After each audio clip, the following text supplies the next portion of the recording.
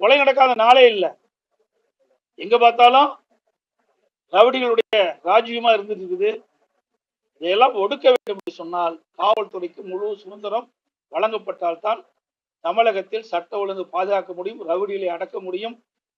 இன்றைக்கு பொதுமக்களுக்கும் பாதுகாப்பு இல்ல, பெண்களுக்கும் பாதுகாப்பு இல்ல, அரசியல் கட்சியை சேர்ந்த பொறுப்பாளர்களுக்கும் பாதுகாப்பு இல்ல தமிழகத்தில். ஆம்ஸ்ட்ராங் கொலை வழக்குல உண்மையான குற்றவாளிகள் கைது செய்யப்படவில்லை மாயாவதி ஒரு குற்றம் தெரிவிச்சிருக்காங்க. இது போல தொடர்ந்து உண்மையான குற்றவாளிகள் கைது செய்யப்படவில்லை, போலியான நபர்கள் தான் காணாமல் கைதாகிறாங்க. அதாவது ஆம்ஸ்ட்ராங் கொலை என்பது யாராலும் ஏற்றுக்கொள்ள முடியாது ஒன்று. ஒரு சமூகத்தில் ஒரு பிரபலமானவர், ஒரு தேசிய கட்சியில பகுஜன் கட்சியினுடைய மாநில தலைவராக இருக்கிறார், அவர் வழக்கறிஞராக இருக்கிறார்.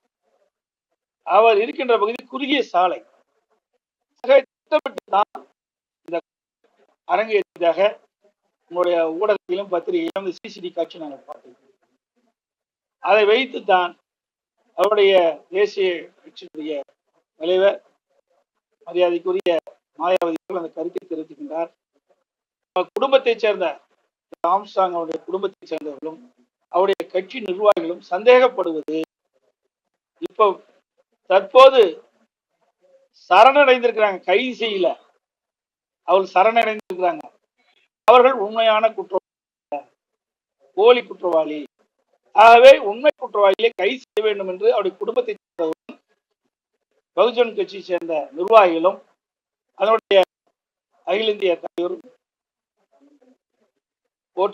மாயாவதி அவர்களும் தெரிவிக்கின்றார்கள். உண்மை குற்றவாளிகளை அவருடைய சந்தேகங்களை போக்குவது அரசுடைய கடமை. வேங்கைவேல் விவகாரத்துல 2 ஆண்டு ஆகி ஒருவரை கூட கைது செய்யவில்லை அப்படின்னு சொல்லி நீதிமன்றம் வந்து ஒரு அதிருப்தி. இது குறித்து தெளிவான அறிக்கை வெளியிட்டேன்.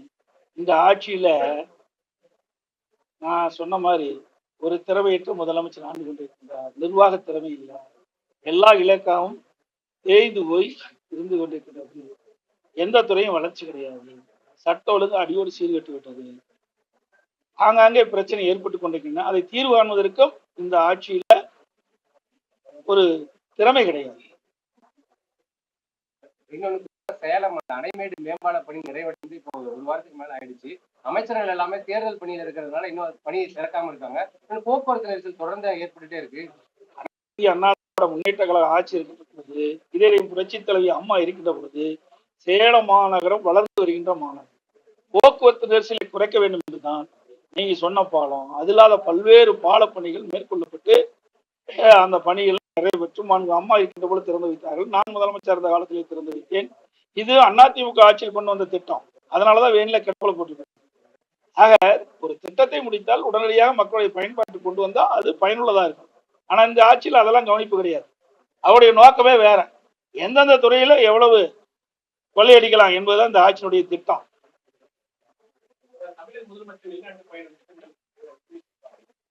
இன்னும் தெளிவா வெளிவரலையே.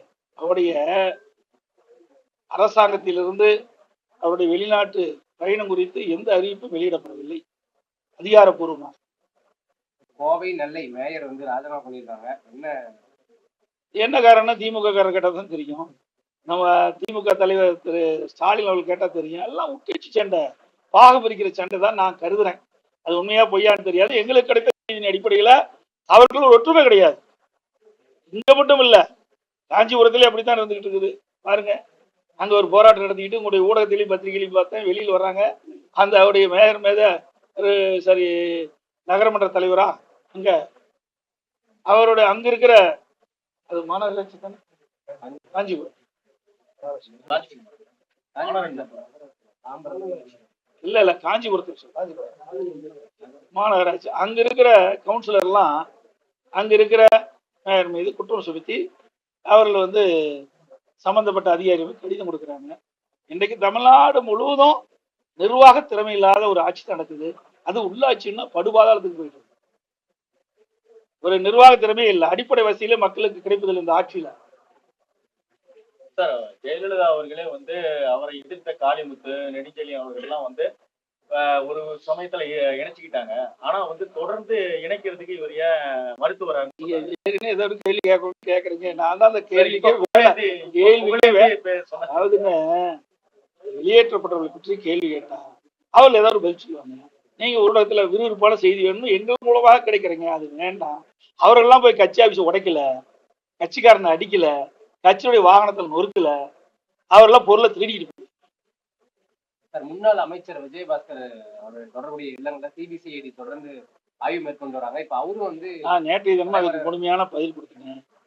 எல்லா தொலைக்காட்சியிலையும் ஊடகத்துல பத்திரிகைலாம் வந்துட்டு வேண்டுமென்றே திட்டமிட்டு திராவிட முன்னேற்ற கழகத்தில் இருக்கிற முன்னாள் அமைச்சர் செந்தில் பாலாஜியில இன்னைக்கு அங்க சிறையில் இருக்கிறாரு. அதற்கு எதிர்ப்பு தெரிவிக்கின்ற விதமாக பத்திரிகையிலும் ஊடகத்திலையும் எங்களுடைய இயக்கத்தை சேர்ந்த மாவட்ட செயலருடைய பெயர் வெளியில் வர என்பதை இதெல்லாம் இது ஒரு சிவில் கேஸ்.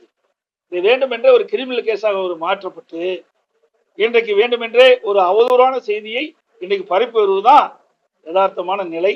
நானும் வழக்கறிஞர்கள்லாம் கேட்டேன், இதுல வந்து சிவில் கேஸ் தாங்க, இது வந்து கிரிமினல் கேஸுக்கு வராது. அப்படி இருந்தாலும் ஒரு மனுவை வாங்கி ஒருவர் மூலமாக ஒரு மனுவை வாங்கி அவர்கள் ஒரு குற்றச்சாட்டை சொல்லி அவர் மீது நடவடிக்கை எடுக்க இந்த அரசு முயற்சிக்கிறது. இது வேண்டுமென்றே திட்டமிட்டு அனைத்து இந்திய அண்ணா திராவிட முன்னேற்ற கழக நிர்வாகிகள் மீது வழக்கு போடுவதற்காக ஜோடிக்கப்பட்ட வழக்காக பார்க்கப்படுகிறது. இது உண்மை நிலை இல்லை என்பதை தெரிவிக்கிறேன். அனைத்து ஊடகங்களுக்கும் வணக்கம், நன்றி. சென்னையில கொலை செய்யப்பட்ட ஆம்ஸ்டாங்